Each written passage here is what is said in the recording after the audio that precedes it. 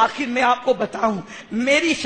شخصیت کیا ہے، میری حیثیت کیا ہے۔ الحمدللہ ہم کبھی اپنی سیادت کا تعارف نہیں کراتے، مگر امیر سنی دعوت اسلامی کا ہمارے خاندان پر کتنا بڑا انعام ہے اور کتنا بڑا احسان ہے، قیامت تک کہ ہمارا خاندان ان کے احسان فراموشی نہیں کر سکتا۔ اسی لیے ہم لوگ باوجود اعلیٰ نسبی کے جب بھی امیر سنی دعوت اسلامی کے سامنے آتے ہیں تو اپنے کو ایک غلام کی حیثیت سے پیش کرتے ہیں۔ پہلے آؤ میں اپنے خاندان کا تعارف آپ کے سامنے پیش کروں اور اس کے بعد بتاؤں امیر سنی دعوت اسلامی دنیا میں کیسا انقلاب برپا کر رہے ہیں۔ یہ اسی کا نتیجہ ہے کہ خانہ کعبہ کے اندر داخلے کی اللہ نے اجازت عطا فرما دی۔ تقریباً 350 صدیوں سے یا اس سے زائد ہمارا خاندان مالیگاؤں کی سرزمین پر آباد ہے، اور الحمدللہ جو ہمارے دادا ہندوستان تشریف لائے تھے وہ کہیں اور سے نہیں بلکہ جیلان سے تشریف لائے تھے، وہ جیلانی تھے۔ اور حضرت سیدنا عبد الرزاق رضی اللہ تعالیٰ عنہ جو حضور غوث پاک کے چھوٹے صاحبزادے ہیں ان کی اولاد میں سے تھے، وہ ہندوستان تشریف لائے اور جونپور وغیرہ کے راستے سے مختلف مقامات پر قیام کرتے ہوئے جب وہ مالیگاؤں آئے اور اس کے بعد وہ وہاں پر مقیم ہو گئے، کچھ دنوں کے بعد جب دن بیتتے رہے وہاں پر ہمارا خاندان آباد ہو گیا۔ ایک مرتبہ وہاں سے قریب حضرت خواجہ نظام الدین اولیاء رحمت اللہ تعالی علیہ کے ایک خلیفہ کا مزار ہے جن کا نام حضرت سید شاداد رحمت اللہ تعالی علیہ ہے۔ حضرت سیدنا اورنگزیب رحمت اللہ تعالی علیہ جس وقت دولت آباد کی سرزمین سے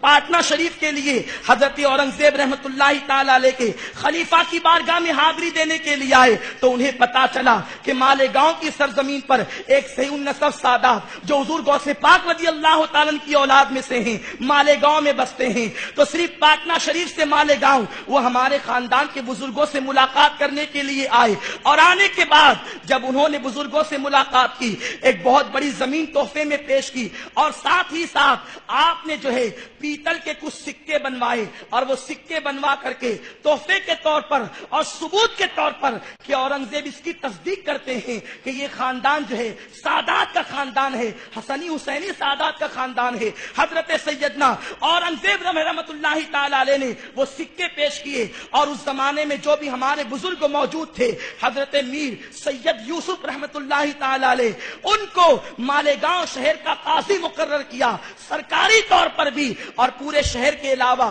اطراف میں جتنے دیہات تھے ان سب کا قاضی مقرر کیا، جس کو حکومت ہند آج تک کے مانتی ہے۔ آج بھی حکومت سے رجسٹریشن ہے ہمارے خاندان کو مالیگاؤں اور اطراف مالیگاؤں پر قاضی ہونے کا شرف حاصل ہے۔ اب اتنے تعارف کے بعد میں آپ کو بتاؤں مگر ہماری کم نصیبی یہ تھی ہمارے خاندان کے اندر جب بزرگ ایک کے بعد ایک رخصت ہوتے چلے گئے تو اس دنیا کی رنگریزیوں نے ہمارے خاندان پر قبضہ کر لیا، گناہگاری اور ماڈرن طبقے کی طرف ہمارے خاندان والوں کے قدم بڑھنے لگے۔ نتیجہ یہ ہوا کہ بجائے مصطفیٰ جان رحمت کی آل کو ان کے علم کے وارث ہونے کی بجائے ان کی سنتوں کے وارث ہونے کی بجائے معاملہ یہ تھا گناہ پر گناہ ہو رہے تھے، برائیاں پر برائیاں ہو رہی تھی، عورتیں بے پردگی کے عالم میں زندگی گزارتے تھے، مرد اپنے چہرے سے داڑیاں منڈاتے تھے۔ حال یہ تھا کہ جمعہ کے علاوہ کبھی نماز کا تصور بھی دل و دماغ میں نہ جاگا کرتا تھا، یہ کیفیت تھی۔ مگر جب 1994 کے اندر امیر سنی دعوت اسلامی مالیگاؤں تشریف لاتے ہیں اور آپ دین کے حوالے سے اور دین کے درد کے حوالے سے نماز کے حوالے سے بیان کرتے ہیں، میرے دادا اس اجتماع میں تشریف لے گئے تھے، جب آپ نے بیان کو سنا تو آنے کے بعد گھر پر آئے آنکھیں بھری ہوئی تھی، اور اس کے بعد کہتے ہیں آج میں نے پہلی مرتبہ سنیوں کے اجتماع کو اٹینڈ کیا ہے، آج پہلی مرتبہ میں سنیوں کے اجتماع میں شریک ہوا ہوں، میں نے مولانا کا بیان سنا اور آج مجھے احساس ہوا کہ رسول پاک صلی اللہ علیہ وسلم کے وہ وارث اس عالم دین کا دین کے معاملے میں اتنا درد ہے تو آخر ہمیں اس سلسلے میں کتنی کوشش کرنا چاہیے۔ اس کے بعد میرے دادا گھر آنے کے بعد آپ نے میرے والدین سے کہا، میں اس وقت تو 4 5ویں جماعت کا طالب علم تھا، میرے والدین سے کہا کہ میں تمہیں اس کے بارے میں کہتا ہوں کہ سنی دعوت اسلامی کے لیے اس کو وقف کر دو، اس کو دے دو، اور اس کے بعد وہ دن کا دن اور آج کا دن ہے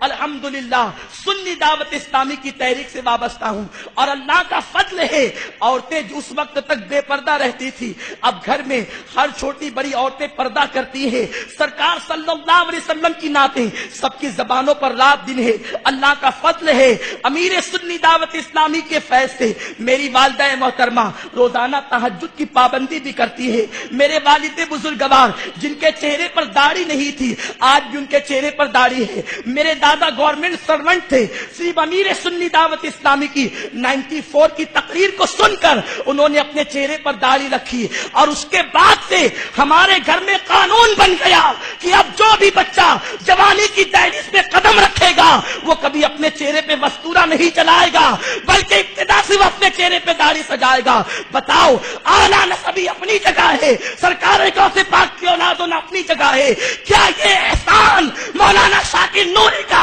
یہ خاندان قیامت تک کے بلا سکتا ہے؟ اسی طرح سے ہزاروں خاندان ہیں جن کی زندگیوں میں امیر سنی دعوت اسلامی نے انقلاب پیدا کیا ہے، ہزاروں انسانوں کو جینے کا سلیقہ دیا ہے، ہزاروں انسانوں کو جینے کا شعور دیا ہے۔ ایک مسلمان کو سنوارنے پر مصطفیٰ کو نئی زندگی دینے کا ثواب ملتا ہے، تو جس نے ایک دو نہیں ہزاروں خاندان کو سنوارا ہو، مصطفیٰ پیارے کی بارگاہ میں اس کا مقام کیا ہو؟